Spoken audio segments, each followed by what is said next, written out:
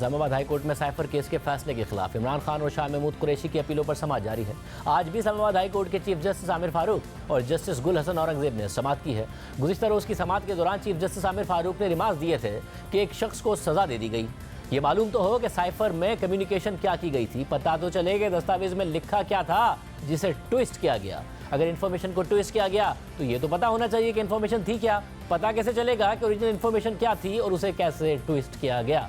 कल की समाअत में FIA के स्पेशल प्रोसिक्यूटर और वकील सफाई सलमान सफदर दोनों ने ही कहा था कि उन्होंने साइफर नहीं देखा है। और आज की समाअत के दौरान इमरान खान के वकील सलमान सफदर ने दलाइल देते हुए कहा कि 5 अक्टूबर 2022 को किसने इंक्वायरी शुरू की, इस बारे में कोई दस्तावेज अदालती रिकॉर्ड पर नहीं है। अगर ये दस्तावेज रिकॉर्ड पर ना हो तो केस की बुनियादी नहीं, फिर तो केस भी खत्म हो जाएगा। तफ्तीशी अफसर ने अपने बयान में कहा कि 5 अक्टूबर को इंक्वायरी DG FIA की हिदायत पर शुरू की। DG FIA इस केस में गवाह भी नहीं है।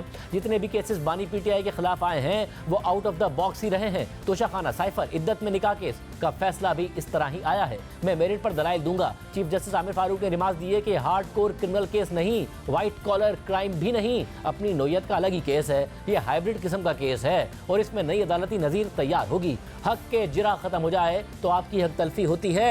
शाम को ट्रायल करने की क्या हैसियत होगी, इस हवाले से भी पूछेंगे। क्या बेचैनी थी कि रात के 9 बजे भी ट्रायल हो रहा था, इसमें शायद कोई गैर कानूनी चीज़ ना हो, लेकिन सवाल है कि इतनी जल्दी क्या थी। सलमान सफदर ने दलाइल जारी रखते हुए कहा कि 24 जनवरी को 4 गवाहों पर शाम तक जिरा हुई। 25 जनवरी को इमरान खान के वकील ने बीमारी की वजह से इल्तवा की दरख्वास्त दी। इमरान खान के वकील एक दिन दांत में तकलीफ की वजह से पेश नहीं हो सके।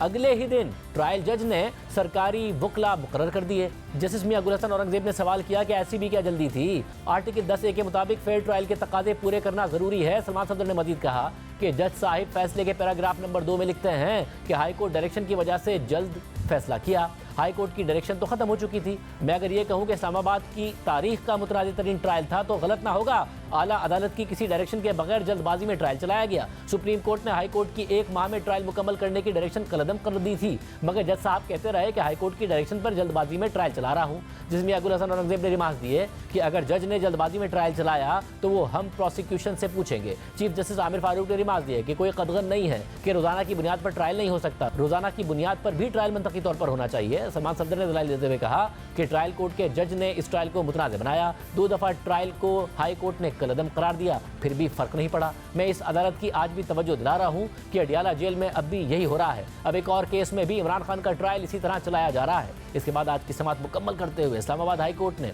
एडवोकेट जनरल इस्लामाबाद को नोटिस जारी कर दिया और समाअत कल तक के लिए मुलतवी कर दी।